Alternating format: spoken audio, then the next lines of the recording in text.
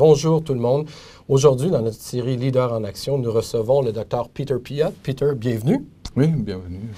Peter est le directeur de la prestigieuse London School of Hygiene and Tropical Medicine et il est ici au Canada cette semaine pour recevoir le prestigieux prix Gairdner en santé globale qui lui sera attribué jeudi soir à Toronto pour l'ensemble de son œuvre. C'est un des plus grands prix, plus prestigieux au monde.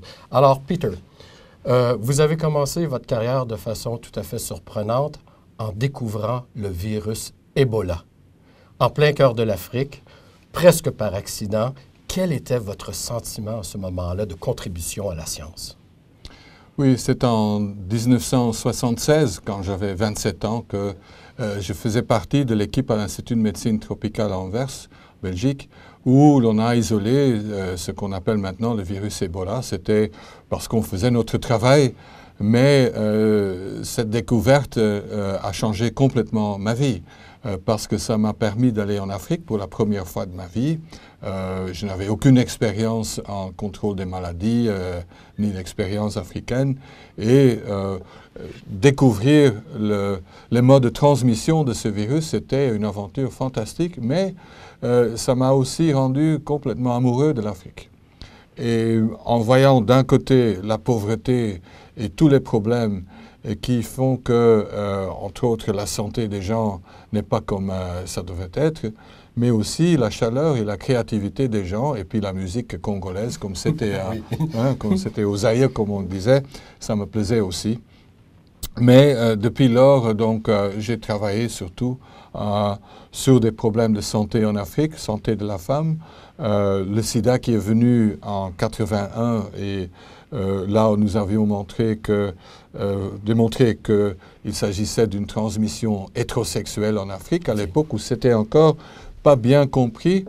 Et là, j'ai eu quand même aussi le sentiment que c'est une épidémie qui pourrait absolument changer de façon complètement négative le développement et la vie des gens. Et donc là, je me suis dit, je veux absolument faire tout ce que je peux pour qu'on puisse endiguer cette épidémie du sida en Afrique.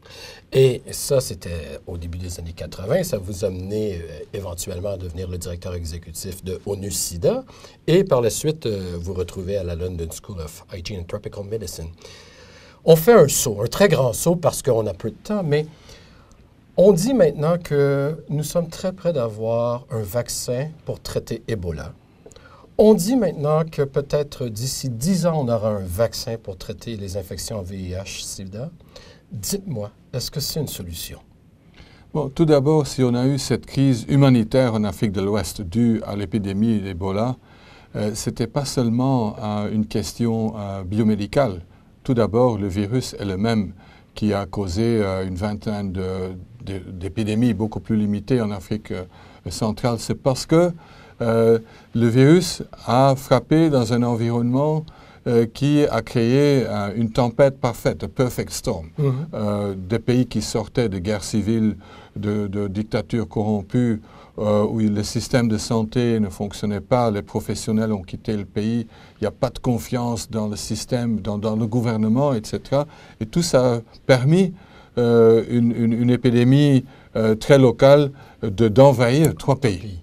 Et donc, on a maintenant un vaccin, grâce aux efforts canadiens, en fait, contre l'Ebola, mais ça ne suffira pas.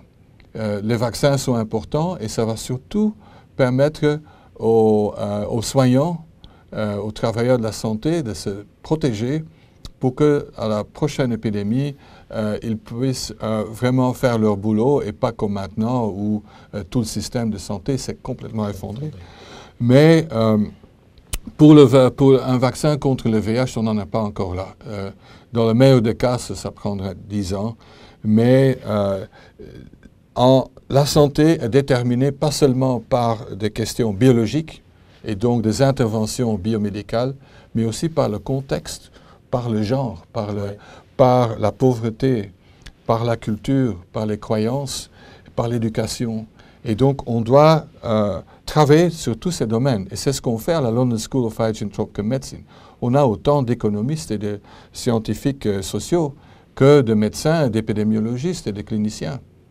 Donc, le vaccin, extrêmement important, mais seulement un outil, ce n'est pas une cure, parce qu'il faut regarder à l'ensemble des conditions, comme vous le dites, pour pouvoir tenter de résoudre ces problèmes hautement complexes qui sont les transmissions de maladies par virus. Absolument. Il faut un vaccin médical, mais aussi un vaccin social.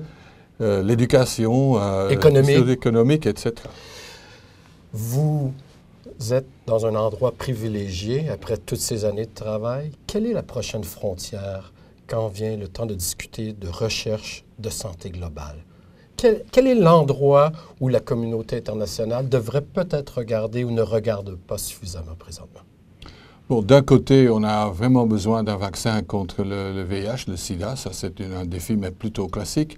Mais de plus en plus de pays, maintenant, sont confrontés à un nouveau type de maladie pour eux. C'est-à-dire des maladies chroniques, la santé mentale, le diabète, l'obésité, qui maintenant, par exemple, en Afrique du Sud, le taux d'obésité chez les femmes est du même niveau dramatique que celui qu'on observe aux États-Unis. Oui. Et donc, ces pays sont confrontés à deux types de problèmes. Les problèmes classiques, maladies infectieuses, mortalité maternelle, etc., et sous-nutrition, et les maladies qui sévissent aussi dans nos pays. Cancer, hypertension. Et là, on doit trouver des solutions originales.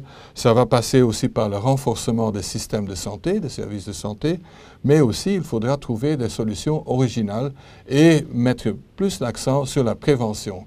Par exemple, le tabagisme va causer encore des millions de morts, certainement en Asie. En Afrique, le taux de fumée est en fait le plus bas au monde.